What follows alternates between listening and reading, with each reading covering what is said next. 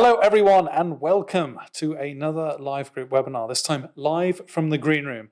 Thank you so much for joining us here today. I want to thank you wherever you are in the world. I hope you're well, I hope you're safe, and I hope in these strange times you're keeping yourself sane. I have a real treat for you today. I'm joined today by one of our, actually Laura, I'm going to let you introduce yourself. I'm joined by Laura O'Brien, officially account director. Now, Laura, we've talked a little bit about this in the past.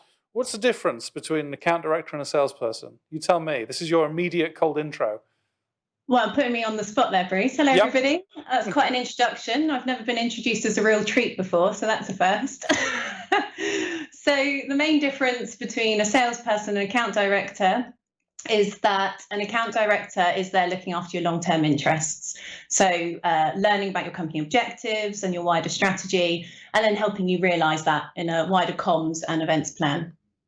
Wonderful. Well, thank you so much. And thank you for joining us here for the next hour, where we're going to be talking about the weird and wonderful world of event strategy, specifically for 2021. Now, this is hopefully like the last webinar we did, very much driven by your questions. Laura and I have a few talking points that we want to get through, but we may not get through all of them because I'd rather devote some of that time to the questions that you have for us live from the floor. And if you want to submit a question, please do so. The question box is just to the right of the video player, and any questions you submit come through to my lovely tablet here, where I'll be able to read them and address them live with Laura. So it's very easy. Please submit your questions. It really does work based on audience feedback, and we really do thank you for getting those things submitted. Now, Laura, a vaccine's coming, so we're all fine now, aren't we? 2021. I'm assuming you're speaking to clients that are planning live events and all of that. What's your sense when you're talking with clients looking at 2021? What the sentiment is?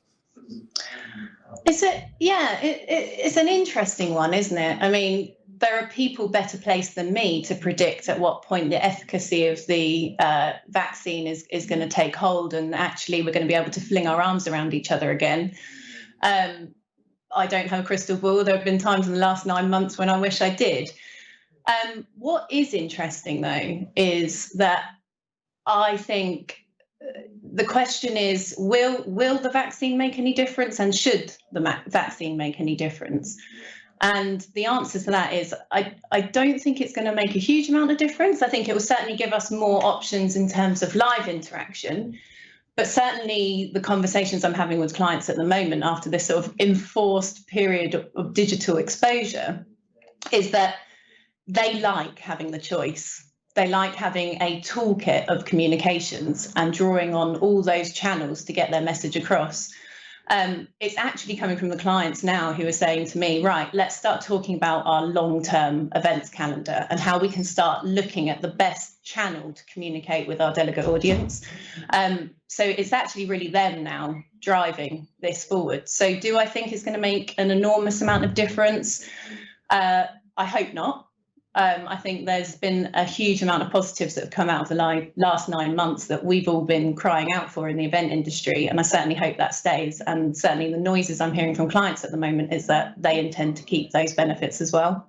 Do you think there's a question of certainty here? Because in my experience, there was obviously and I appreciate that we have to talk about all of this outside of the human tragedy that is a global pandemic. Yeah. And I don't want these talks to ever come across as callous in light of that. They're not. I think we all appreciate the complete scale of the horror we've seen unfold. But in terms of the client work that we've been doing, there was a case of the pandemic happened, lockdown happened, and many clients looked at it as a period of certainty in terms of, well, we definitely can't meet up, so let's do something digitally. And then there was that little bit of umming and ahhing with that period between the lockdowns of, well, what do we do? What can we do? And that seemed to lead to a little bit of hedging of bets. And then now people are looking at 2021 and saying, ooh, there's a vaccine on the way that's been approved. Do I now plan my event strategy physically based? Is it digitally based? Do you think people are more uncertain now in light of the news that we've just had, or they are kind of grasping at what they can? I think, and we've spoken about this before, Bruce, I think all of us, both personally and professionally, have been on the biggest roller coaster in the last 9 months, and there have been natural highs and natural lows. And I think certainty plays an enormous part in it. If we were talking about the issue of a vaccine 9 months ago, when a lot of those questions that clients were asking us, will my event be engaging? Will people pay to attend? Will sponsors sponsor my event? Those questions have answered themselves now, and we've almost proven that is possible. And in fact, in many ways, it is an enhanced experience. So I think there's certainty now around the return on investment or the return on experience. I think as well, there was a time when our clients and certainly all of us were finding ourselves in pastures new, and that is naturally a disconcerting time. But everybody as well over the last 9 months, whether it's being involved in planning an event or the way that we consume our information now, we're just doing it differently and we're doing it naturally. And I think our clients have really, really ramped up on their knowledge, so that baseline knowledge, so that they can take ownership of their events again. So I think that the uncertainty was more impactful in March than the uncertainty now, because I think we've built certainty around ourselves and our clients. Mm-hmm. Okay, then. I want to dive into this fundamental question, the topic of today's webinar of how to get comms right in 2021. I think we've dealt with a lot of people who have looked at 2020 as something of a burner year. Oh, it happened. We struggled through as best we could, and now it is what it is. Now eyes are very firmly set on what activities are going to be happening in next year, and I certainly have my own idea about what makes good event strategy in 2021. And it's an answer that hopefully gets away from the catch-all, well, it depends, because I don't think that's a terribly useful answer to people at the moment. In terms of giving that answer, though, when we begin to think about what is happening in 2021 and what our clients' objectives are, in the conversations that you're having with clients, what do you think it is that they're trying to do in 2020? Is it just a case of we want to get comms out there, or is it actually they're wanting to hit some more defined objectives? Yeah, and again, I keep referring to almost like the two lockdown periods that we're looking at, and they're so juxtaposed that I think that when we were looking at solutions for our clients in March, there was a real sense of urgency. It was like this, we've got to completely pivot, and we've got to pivot quickly. So there was an element of maybe trying to take some things they would have done in the physical and making that happen in the virtual. And I think what's happened over this last sort of 9 months is that everyone has kind of taken a deep breath, and they've gone, okay, so that's the lay of the land now.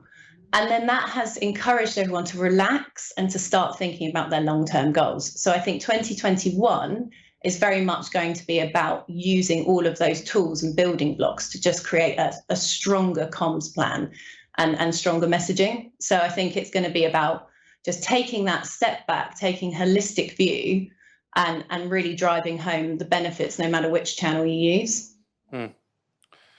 So then, I think from my perspective, there's a few ways of looking at it. I'm just going to say next year. From next year onwards, 2021 is an awkward word to say. That, number one, a vaccine is not a vaccination. And what I mean by that is the medical miracles, the absolute breakthroughs that we've seen in the scientific community in getting these vaccines ready is incredible. But now we come to the brass tacks of the logistics around getting a vaccine out there, of distributing it to the people that need it, of covering enough of the population that it can be effective and works with people. Now, that's no easy task. And obviously, we have been very fortunate that vaccines have started in this country relatively soon, and they're now beginning to start in other countries. But it'll still take a very long time to inoculate a populace, essentially. And that's why when you hear Patrick Vallance, who's Chief Scientific Advisor in the UK, talking about the fact that next winter we may be needing to wear masks, that's fundamentally what he's talking about. Now, what that means is that we still have a period of moving away from physical for the time being. And again, it comes back to this idea of a pandemic like this is a scarring event that people's behavior will be forever changed by this. There's just no easy way around that. That people are going to look at the events that they attend and they're going to make decisions in terms of whether they want to attend physically versus the offering that's there digitally. And some people may look at this and say, well, then if I don't offer anything digitally, they'll be forced to come to the physical event. And my response to that is probably, well, no, they just won't engage with your event at all. And that would be a real tragedy. So I don't want people to start thinking about early 2021 as some sort of miracle cure whereby we'll all be meeting in very large crowds again. That's not realistic, and it will take a good amount of time to ensure that we are coming out into a world where people can meet safely. And so certainly when I think about event strategy as it pertains to the beginning of next year, I'm still thinking a heavy dose of digital and virtual. And this isn't, I hope this isn't coming across with a great sense of bias, because I love digital events. I love physical events. I understand that they are different and they each have positives and negatives. I crave that human contact that I think most people do. I think it's just hardwired into our evolution, so to speak. So this isn't me just coming across as digital only, digital future. This is very much a case of, yes, there is a need for events to return to normality, but the start of next year, and I would say probably into the middle of next year, isn't it. But it begins to shape what we think of when it comes to what we may want to do in the latter half of next year. So if you're watching this thinking about event strategy for next year and you're wanting to hook into a physical event, well, you probably have to look to the late end of next year if you want a physical component to your event that's critical. Just to kind of sense check me here, Laura, when you're talking with clients, and actually just some of the outreach work you do with them in terms of getting them ready for next year, what is the sense of the craving for physical, so to speak? Is it still high? Is it still very much there? Yeah, I think it's safe to say it's still there. We're all human beings and we all crave human contact. And I think that is perfectly natural. And I think that we've all seen the benefits of physical events, and that's not going to leave us. Lots of us have been in this industry for a long time. What is encouraging is that clients, again, are just realizing that they have a choice, and they're putting their content and their delegates at the heart of their decision making, which I think was, I think we're all in agreement that was perhaps a little bit lacking previously. Lots of other considerations came first before we started thinking about content. And actually often people didn't think about their delegates. So I think, we talk a lot at Live Group in particular about the different types of people, and that roughly sort of a third like attending events, they're extrovert, they enjoy it, they thrive off of it. And then you have the third who are sort of on the fence, in the middle, who will go if there's a compelling reason to go. And then you have a third people who really just don't like it. And I think that's really resonating with our clients at the moment. And it's almost like a penny has dropped, that actually by holding a physical event, you're only really capturing one segment of your potential audience. So I think that's a real compelling driver at the moment for people thinking about things a little bit differently. And I can look at this again from my own standpoint. I looked through the list of participants for today, and I know there are some familiar faces there, so many of you will know. I'm a working parent, so I work full time and have 2 small children. So any time that I spend sort of attending an event outside of my work is time either away from my work or my children, which are both really compelling draws for me. So in the last 5 years, how many events have I actually attended, despite being someone who loves attending events? Probably 2 in the last 5 years. So from a delegate perspective, my appetite and consumption for information in the last 9 months has really accelerated, and it's an accessibility issue as well. It's a nice leveler to have options and to reach audiences in different ways. Certainly been beneficial for me from a selfish perspective. Were they good events, the 2 that you attended? Do you know, I can't even remember now, Bruce. I think from my perspective, then that may be a failure of an event if it can't even I'm sure hold there your was some attention. wine involved. There was definitely Okay. wine involved, which generally, keeps us in our happy place. So, I mean, you key onto a key point there, that audiences have changed. And I mean that in terms of both the audience members that really like physical events and really wants to keep attending them, and also those people that were maybe a little bit hot and cold on events, but have really latched onto this digital world. And I do have conversations with that, because it is a great leveler, as you say. Is I can spend a bit of time by my desk, or with an iPad, with a laptop, and I can learn so much so quickly, just by being engaged digitally, and that's a much lower barrier to entry than a physical event. So those audience natures have changed, and to loop back into this idea of being in a pandemic, we are in this state that, depending on how bad things get for some countries, and some countries are faring worse than others, those behavioral changes are going to be longer lasting. And when I think of a return to normality and normal behaviors, I'm certainly not thinking of the next year or the next 2 years. It's a far longer scale than that, because the public collective consciousness lasts longer than that. So I do think those behaviors have changed, and if you're thinking about your event strategy next year, you need to take account of that. And I think that's probably where, if this is our toolbox for next year in event strategy, we're lighting on some initial points. Is don't look to the first half to be anything physical, mainly because you're just setting yourself up for disappointment potentially, certainly with how long these programs take to roll out.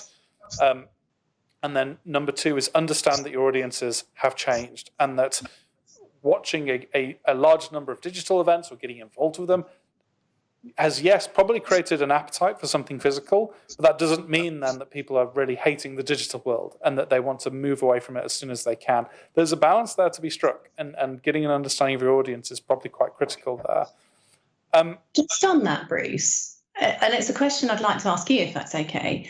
Yes, it's a two-way conversation. Do we think that audiences have changed, or do you think that there's just more? There are more options now for them to consume information? Because I think the nature of our audiences perhaps has always been the same. It's just the way in which they can consume information or engage.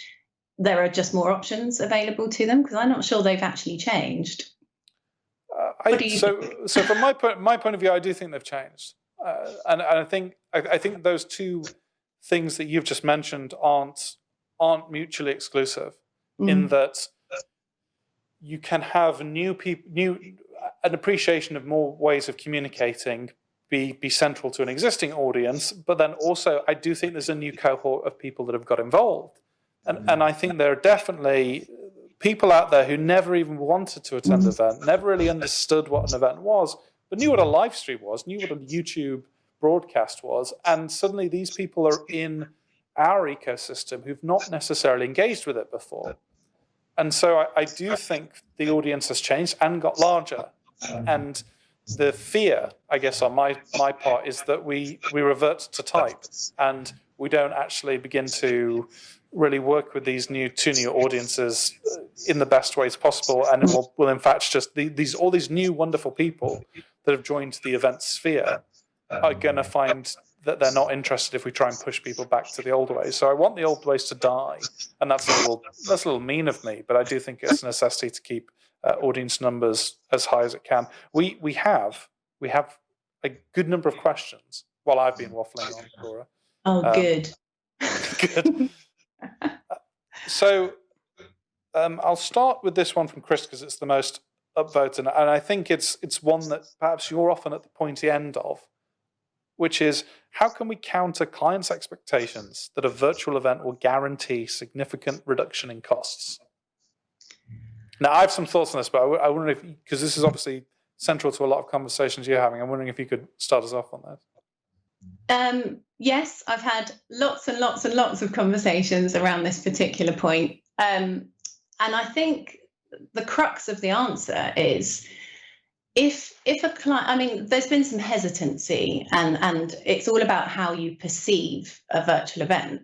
So we've done a really big piece with our clients of getting their knowledge up, getting their foundations, in place so that we can work with them and have that dialogue. But essentially, if you enter into a virtual event thinking that it's going to be a poor sister of a physical event, then that's what you'll get. If you enter into an event saying, I don't know what to expect, I don't have all the information, but I know I want to make this the best it can possibly be, then that's what you'll get. You'll get the best possible virtual event. So that is the biggest mindset shift that I've been having with clients, is look at it a bit differently. You're not doing this because you have to do something. You're doing it because you want to engage with your audiences in the best possible way. And this is the medium that is currently available to you. So step into it with confidence, jump in and go for it and do it properly. I think as well, if I had someone that I was working with that was very fundamentally focused on the numbers, and it was a case of, well, how cheaply can we do this? How if the event that I was going to run is now gone, what is it replaced with, and how easily can I do it? The metric I would begin to push them towards is a cost per delegate, which is a very blunt and hideous measurement tool. But when I think of the intrinsic benefits of digital, certainly in light of next year, the thing that strikes me is they scale much more effectively, because the digital backbone that underpins them, the technologies, are innately scalable. If you have a venue booked for 500 people and 600 turn up, you've got real problems, both in terms of fire safety, delegate catering, just the agreements that you have in place with the venues. Those are all highly intrinsic to that mix. Whereas in a digital event, obviously, we're looking at a world where potentially, instead of having to worry about that, we're just looking at a phase of, well, yes, a few more servers spin up, and we're beginning to grab them. So in terms of the cost per delegate, that does come down as numbers begin to scale up. And again, it's a little bloody-minded of me, but when I think about what's going to be happening next year in terms of the potential of coming out of a pandemic into the next global financial crisis, what I begin to think of is these very value-driven ways of doing things, of actually saying to people, well, yes, if your event budget for 2021 has been slashed heavily, you probably want much more of a blend of digital events, because your cost per delegate, your ability to reach more people for less, increases so much better than the traditional events counterparts. Now, while that cost metric works in your favor, that doesn't necessarily mean that the total cost is significantly lower. And a lot of clients want to do a lot of things in the digital world, in the virtual event world, and that costs money. We often talk about this idea of the attention paradox, that at a physical event, traditional event, the audience's eyes are everywhere. They're not just on the activities that happen on the stage. Whereas at a digital event, they are entirely on the stage. And therefore, because all the focus in there, all the effort needs to be kind of laser pointed, laser guided towards the area. And that means really good technical teams. It means drilling content. It means all the things that take up time and money. And often that doesn't necessarily lead to bottom prices. And you don't want to do the cheap virtual event, because the cheap virtual event is like the cheap physical event. It's just not a very good thing to be a part of. And I think we've touched on one element of an event finances, and that's cost. The other conversation we have a lot, Bruce, is commercial opportunity. I think certainly there was a lot of doubt or hesitancy in March that, will people pay to attend an event? And will our sponsors still want to sponsor our event? And the answer to both of those things is yes. If you've got a strong value proposition that you can highlight to your audience, way in advance of your event, that's the other thing about a virtual event, isn't it? Like, the lifespan is greater, the reach is greater. You can start talking to your audience and bringing them in way before the event starts. And if if you can put a strong value proposition together for your sponsors and for your delegates, then there's absolutely no reason why a virtual event can't be a revenue generating event as well. So there's two sides to the conversation. Yeah. I want to tackle one question from Tina first off, which is, should we make sure all events are virtual for 2021, or can we risk planning live events towards the end of the year? Now, my view is there is this question of risk within this context. Now, I think good event planning going forward is hybridized in a way that if the physical event can't happen, the digital version comes in to take its place without too much of a drama. So the risk should be the risk that you have in your agreements with venues in terms of cancellation and those commercial agreements, not necessarily in the idea of being coming at it from a planning perspective. Now, if you build a lot of your event's value proposition in the face-to-face physical element, and then you can't do that, that is a real planning risk. Now, what we're going to want to do, if this is a serious question for you, Tina, is that you want to perhaps look at how the vaccine rollout happens in January, February, March, April. Now, once we get to April, anything planning for the latter end of next year is going to be relatively tight on timescales. So that may impact your decision making. I think we will be meeting in some forms by the latter end of next year, but I don't think those events look like events that have existed in 2019. I think behaviours are going to be very different and venue restrictions are going to be very different. Laura, do you have any thoughts on this, and certainly the conversations you're having with venues and things like that? Yeah, and I'd probably like to hinge my answer in the conversations that I've been having with clients, because naturally everyone's sort of testing the waters. They're assessing, actually, can we introduce some hybrid elements or purely physical elements to these events? And I think the question always starts with, do you need a physical element? And if the answer to that is yes, if your event is highly contingent on networking and social interaction, which some are, then the answer is to start, yes, certainly towards the latter part of next year, I would suggest, in terms of risk mitigation. I think lots of venues are offering favourable cancellation policies at the moment, and I think that you can work quite closely on some really good venues to mitigate that risk as well. But I have really seen a trend from my clients in the last maybe 3 or 4 months where they are planning for a virtual 2021 and then incorporating hybrid to the latter stages.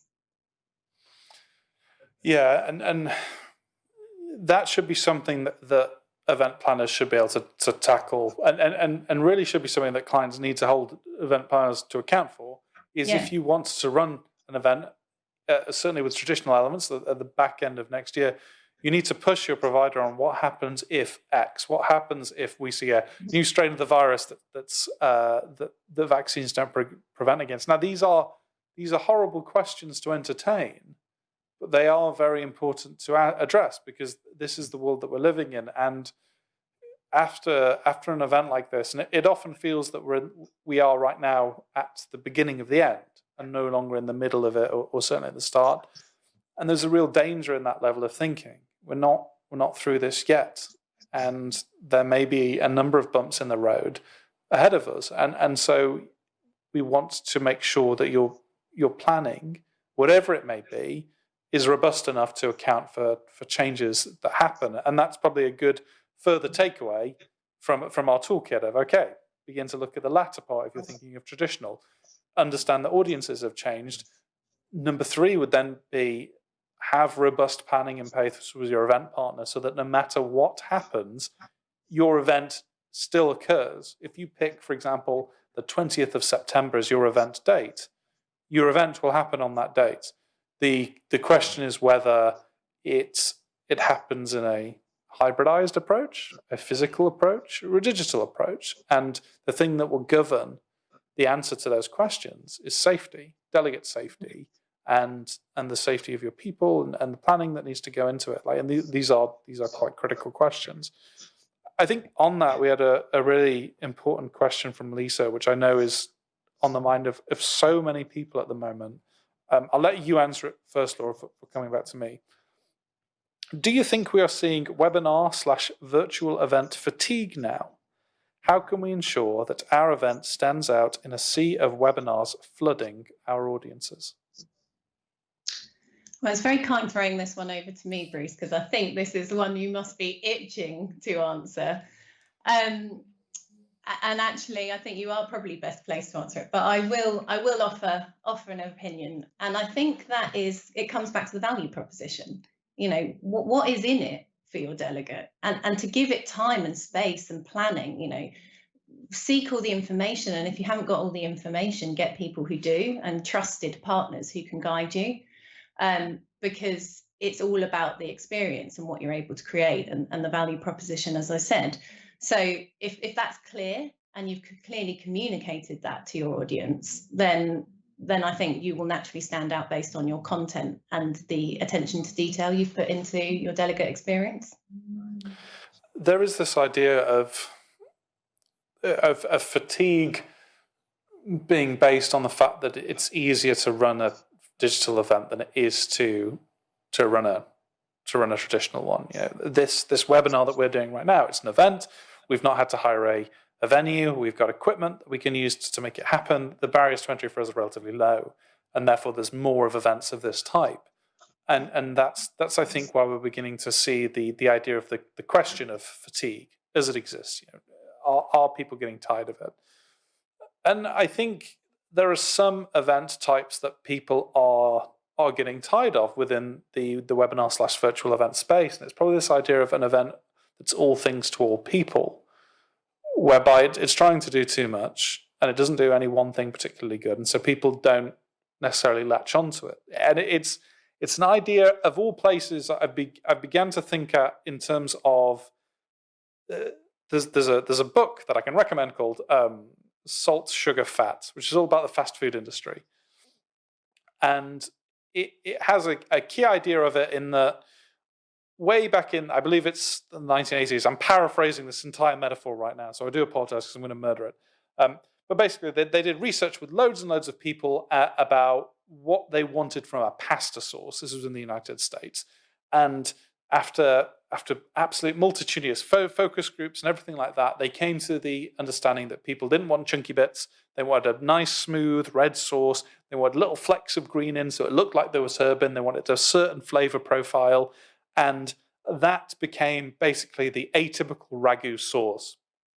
And it owned about 70% of the market because people liked it. And when Prego were trying to get into the market in a serious way, they asked a lot of consultants about how they could potentially do that. And that research understood that, well, 30% of the market liked chunky pasta sauce.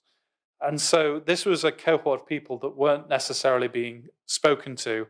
And therefore, just by making a pasta sauce, you could immediately own 30% of the market. And this is the idea of understanding that sometimes your end goals don't necessarily need to go to the mass market, but just a cohort within that. And we see that now with Netflix and Amazon Prime streaming, things like that, is this idea that, as my tablet decides to start trying to talk to me, this idea that entertainment forms can speak to people with particular niches. So, for example, if you're really into superheroes, you've got big budget superhero films, yes. But then if you go to Netflix, you've got the Umbrella Academy, which is like a superhero angle whereby the superheroes are a bit goth. And on the other side, on Amazon Prime streaming, you've got The Boys, which is a superhero angle if the superheroes are bad. And you begin to surface these particular types of content niches. I think the way that you stand out within this mass of digital events and traditional events is you begin to be a lot more targeted to your audience and a lot more targeted on their particular needs. To give a more defined example of this, last week we ran an event on climate change. And climate change is obviously an absolutely enormous topic. Now, the event was targeted towards people that wanted to look at risk analysis as it pertains to climate change. And as we ran the event, the host kept coming back to basically say, wow, we could run an entire event on that. And it's true. Instead of running a climate change event, you can run a carbon capture event. You can run a energy efficiency event. You can begin to actually segment your audience down and run smaller, more focused events for them. And this actually gets to a question that Tina sent through, which is, do you think we will see more events in our event series throughout the year? Lots of smaller events rather than one large event. For example, I absolutely think that. When it comes to the digital virtual event landscape, I want to be thinking about a whole series of larger events targeted on more niche topics to make fans of smaller audiences, so that when we potentially eventually run a bigger event, we have an audience that's a lot more interested in us, a lot more interested in the brand that's associated with the event, and a lot more kind of baked into the understanding that their interests will be acceded to, that they'll get something from it. When you think of these, Laura, what do you see? Do you see a huge range of different events? Are you a fan of niche events, or would you like to see the bigger, more generalist ones? I think that any good event plan should have a combination of both, and I think it's one of the big discussion points of the last 9 months has been that at-home audiences consume information in different ways. They respond better to smaller, more targeted chunks. So when you've got the flexibility to be able to do that without the restraints of a venue or logistics or, you know, people's time away from their jobs or their offices, when you suddenly park all that to one side, suddenly you do have those options. And my thought is, why not? If it's better suited to having a really nice, laser-focused, condensed session, which is impactful, then we've got the option to do that now. So why wouldn't we incorporate that? I think it's a bit of both. It's a little bit of a cop-out. Do you think so? I think when we come to the blend, and this is where, and hey, we have differing opinions on this, and that's okay. I don't necessarily do, Bruce. on everything in life. When you think of a large event next year, let's say December next year, 12 months from now, what is it that you see in your mind that's working well about that? Oh, you're putting me on the spot now. I think there's... Well, to show my cards, because I'm not trying to trap you in an answer. When I think about a large event next year, I actually think of a large event comprised of many smaller conversations, and that begins to get my mind worrying about what is it about just having a big number of people in a place that should work. If we're going to encourage more smaller conversations, should we be more comfortable in splitting them out? Maybe you have a very different view on that. No, but I think that's sort of how we've been going anyway throughout this period of time. I think we have been segmenting information, even if it's part of a larger suite of content as part of a larger event. That is the direction that we've been going, and that is, you know, for the reasons I've just said, that it is more palatable, it is more manageable, it is more relevant. And it comes back to the point that you made earlier, Bruce, about people choosing how they consume their information. I think Toby's spoken quite a lot. Toby Lewis, our CEO, has spoken quite a lot about how other communication forms have sort of progressed further in the last 10 years, and it gives people choice of like when they consume information and how. And I think that's what we've been doing over the last 9 months, whether we realise it or not. Even those larger events are approached with that same mindset. There's this idea I keep coming back to. The more I think about it, the more apt it is. And sorry, we have a question from Chris here that I will absolutely get to. It's just a little side topic to the discussion we're having right now, so I want to introduce it at the right moment. But this idea of the YouTubeification of events, of if in this metaphor, if you think of the olden times, the traditional event series was like your channel flicking. You're seeing what's on BBC, what's on ITV, what's on Channel 4, and you're hoping for something good. And now, because of the sheer breadth of events that are open, because of the ease of accessing, it's like you can pick and choose what you want. It's on demand, and it's dealing with far more niche topics because we don't have to appeal to the mainstream, because we're looking at a lower barrier to entry, and therefore we're comfortable with lower audience numbers and things like that. Which is not to say that streams are innately smaller audiences. Often they're larger audiences, but you're talking to a potential global pool of people and not just the people within the local area of where you want to run an event.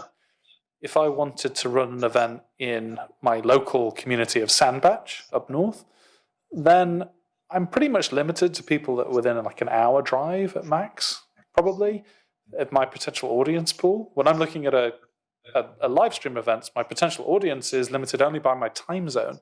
And often that's not even a factor if I'm to believe some of the viewer data that I've seen for some of our events, where you've got people watching very late into the night and often very early in the morning. So maybe there is a blending here, and in fact, what a large event means is a more diverse group of people from a further afield. There's a very interesting idea in terms of the future of events about how people perceive audiences. So if I were to go to an event and it was a room full of 100 people, would I think of it as this is an event to 100 people, even if 10,000 people were watching online? How do we begin to reconcile those two different audiences to make sure that people have a very firm idea of how large an event is in their brain and just how many people they're talking to? Which, hey, these are the questions that keep me up at night, which is a very dark insight into my brain. A question from Chris, which is one that I think comes up more often than probably two questions that we're not ever going to get away with. One pertains to awards, and the second, which is the one that Chris submitted, pertains to networking. A key attraction of live events is networking/social. What are good solutions for meeting this need in a hybrid slash in hybrid/virtual events? I think you should take that one, Bruce. Okay, I'm just going to dive into it. I mean, I think in the initial instance, it's a little bit leading the witness, in that a key attraction of live events is networking/social for some people. There are other people for whom networking is their idea of hell. The famous book, of course, and Death Came Third or Death Came Second, which is like, what do people fear? Networking was very high up there. There are some people that hate it, and the social element does not appeal to them. And so we mustn't necessarily lose sight of those people. Now, for a cohort of the audience, it is key, and it is something that they really want to revisit. One of the things that Toby's talked about in the past is not the idea of the kind of the let your hair down moment that comes with an event is actually quite an important part of it, and one that the industry has in the past been a little bit embarrassed of. But actually, again, it comes back to this idea of who we are as people, and the idea of we're social animals, and those moments are just as important in building a positive event experience as the things that happen on the main stage. Now, in terms of meeting the need in a hybrid/virtual event, fundamentally your networking and your social elements are built entirely around the ability for real-time conversation. So, for example, right now the two of us are in conversation and we're broadcasting out to a wider audience, but that audience can't come in and talk to us. There are methods that we could use to enable it, which need a great degree of careful planning and thought, but it can happen. So we've been using some different tools in terms of our events that we're running. We've had good success with a system called Remo, which basically allows your audience to talk to each other as if they're on tables, and it instances a video conference-like solution just from the desktop. It's something that we are integrating into Hive, and it's basically your breakout moments so you can talk to each other. And isn't that nice? And you can have those conversations. Now, a word of caution I should say on this is that we've built an expectation with some digital events is that there won't be anything like that. And so you do get to, with some audience members, where the idea of suddenly being on camera is awful to them, and they don't necessarily want to do it, and they don't want to engage in the networking element. So if you are going to have a networking element, make sure that you signpost it. And it's one of those cases of this event will feature networking. It will mean that you'll need to have a good camera and a good microphone because we want you to talk to people. And then you really do need to encourage those activities. It's that classic, you can lead a horse to water, but you can't make it drink. You need to build into that activity and a sense of immediacy. If you're doing networking, is it a speed dating approach where everyone gets a few minutes to pitch who they are and what they're interested in, what work they like to do? Is it something slightly more fun, like a PowerPoint party where you're just actively getting your audience out of their comfort zone to present a little bit about themselves so that people can feel like they have that sense of connection? So fundamentally, from a hybrid/digital approach, it's about linking into the audience's own environment. and then making sure that we're building activities around that suits that, and that gets people engaged in a way that's positive. One of the ways that's not to do this is table work. Table work is not good networking. It's awkward, stilted conversations, and I don't necessarily think it fits into most agendas. If I'm going to get people talking to each other, I need to provide a framework for them to do it, and I can't just kind of hope that they have those questions and move on. That's why the idea of like networking moderators and social moderators to help spur things longer, not necessarily a bad one, but it is a cost consideration. Are there any, in terms of what you've seen, Laura, some of the work that we've done, or the conversations that you're having with clients, how focused is this networking aspect to you? I think it's pretty important to probably 90% of our clients in some shape or form. Again, it's isolating the reason for that networking and how it can best be facilitated.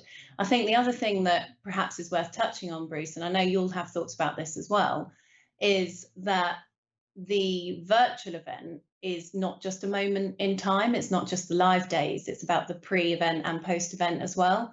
And I know that the question of particularly sponsors to delegate networking is obviously a hugely important factor when you're looking to secure sponsors.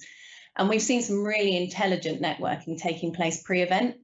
So making connections with delegates and making the most of those opportunities pre-event, sort of posting engaging topics and starting engaging conversations, having a more natural evolution of a relationship as opposed to sort of a blunt let's connect, so we've seen some really creative use of some of those tools that we've got available to us. And then the peer-to-peer networking, it happens, when you're watching content together through the sort of audience engagement features. So you can kind of really see them, once somebody starts, that engagement snowballs. And I think that is the difference between feeling like you're just sort of watching something on YouTube and that you're part of an event community. It's just really strengthening that pre-event, proposition and that post-event proposition as well, making the use of all of those opportunities. Yeah, and it comes to a conundrum that I think we're still fighting to solve, which is that the mindset of the audience is still very much in the rather narrow framework of the time the event happens. And it's a message that we drill over and over again, is the event doesn't start when the broadcast starts.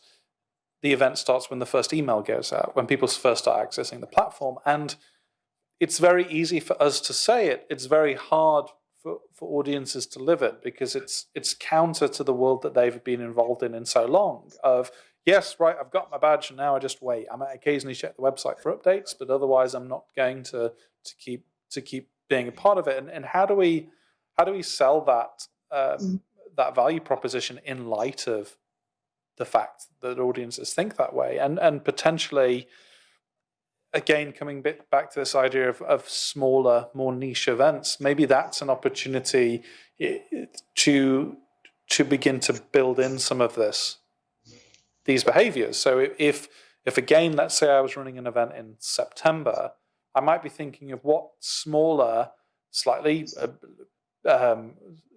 smaller, both from a cost perspective and an audience perspective, smaller events can I run in the build up to that, to get people on the site, to get them talking to each other. Yes, maybe we'll have a guest speaker, but maybe we will have some defined networking elements, so that when we come to the major event in the series, some of those relationships have already been forged.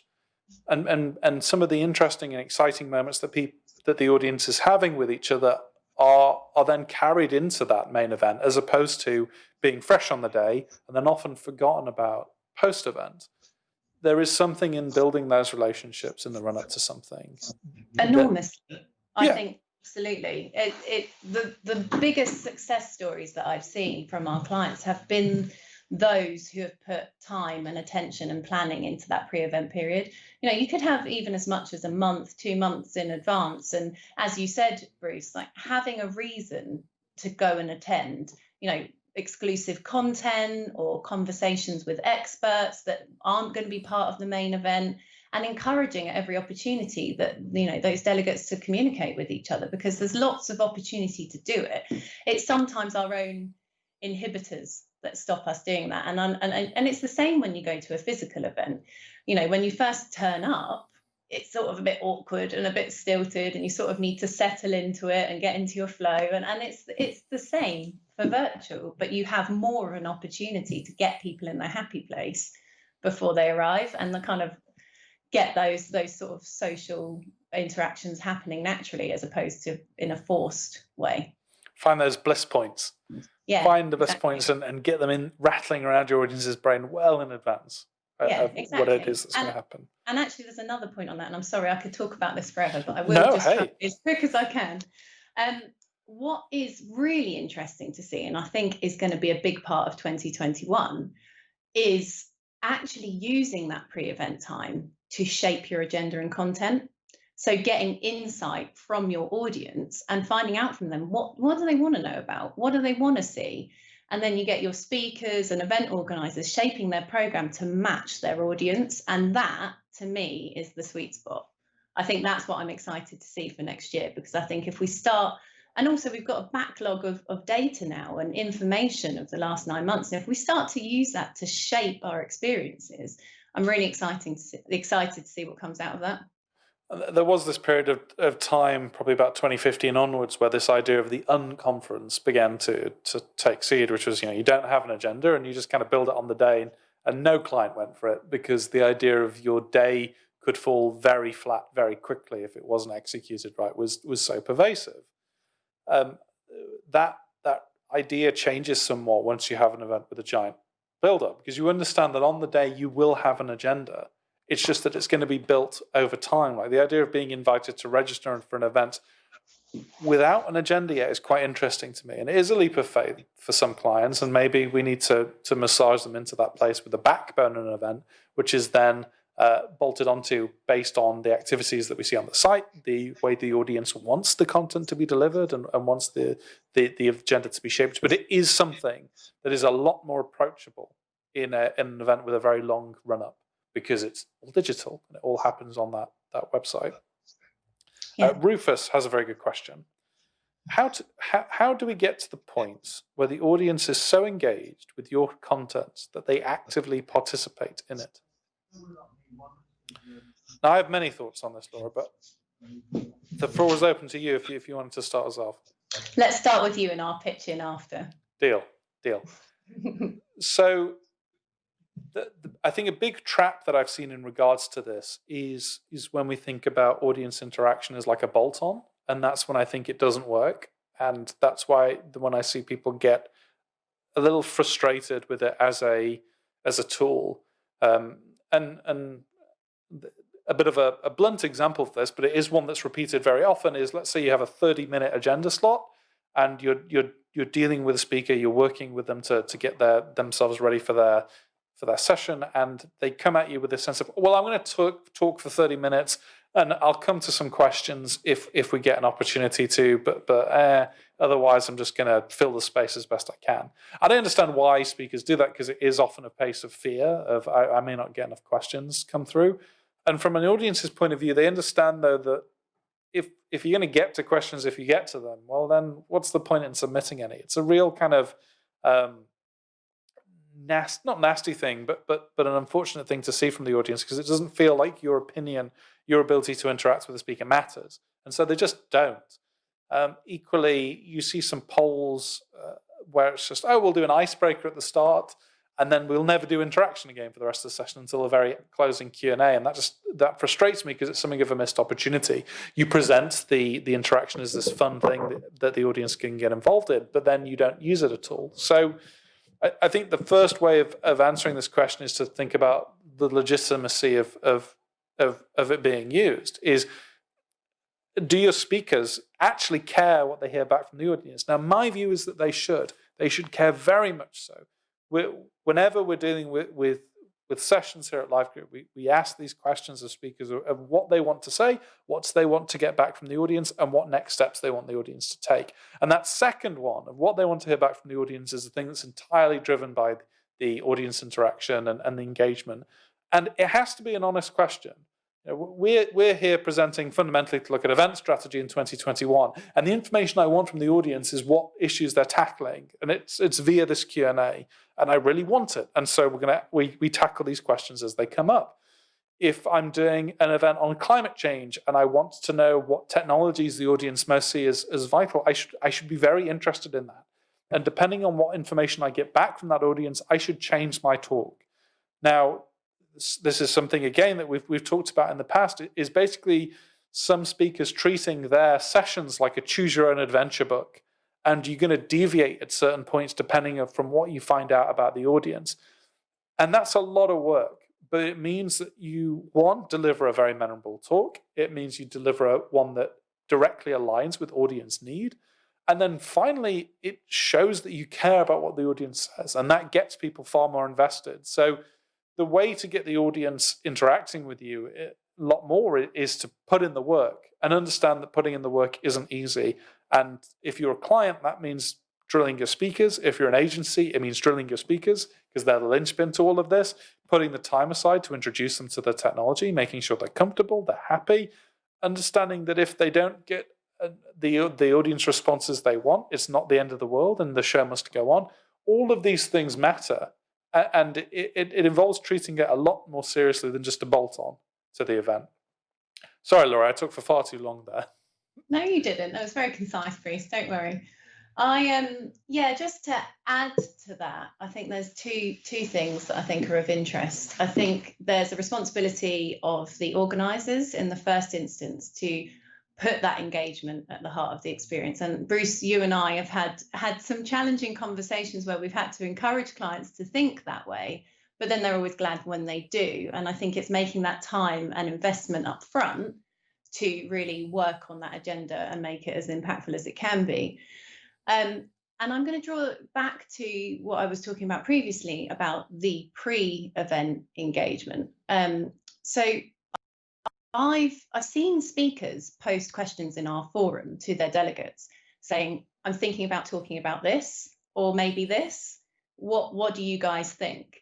And if you're picking topics that they're interested in and engaged with in the first instance, and then that's what you put on your stage.